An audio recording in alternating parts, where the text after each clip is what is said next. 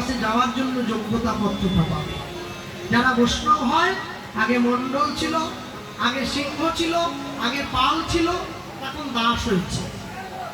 আগে গোপাল কৃষ্ণ পাল ছিল, ধরে নিন, এখন গোপাল কৃষ্ণ দাস। দাস মানে উপর থেকে উঠে যায়নি, ও নিচুই আছে।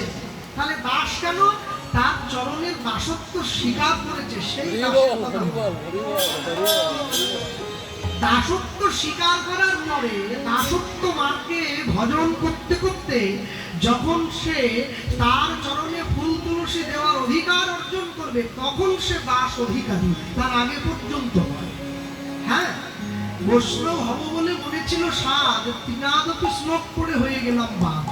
আমার ইচ্ছা ছিল, জানেন, সবাই আমাকে রাস্তা দিয়ে গেলে মহারাজ জি বলে ডাকবে, হাত করে করবে, প্রণাম করবে, কত শিষ্য থাকবে, আমার লেখা বই বাজারে বেরোবে, গলায় মোটা মালা থাকবে, মাথায় শিখা থাকবে, আহা হা, কত ইচ্ছে ছিল।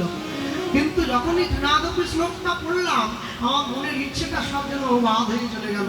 আমি যখন শুনলাম যে ঘাসের থেকে নিচু হয়েও মানুষকে সম্মান দিতে হবে,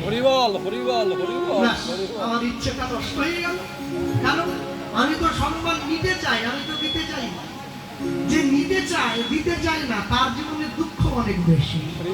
জীবনের নিয়মই হচ্ছে গিভ অ্যান্ড টেক পলিসি। আপনি যদি কিছু নেন, তাহলে আপনাকে বিনিময়ে কিছু দিতে হয়। হ্যাঁ, অনেক গরিব বাড়ির ছেলে মেয়েদের বাবা মায়েরা বলে বন্ধু করো না। কেন জানো?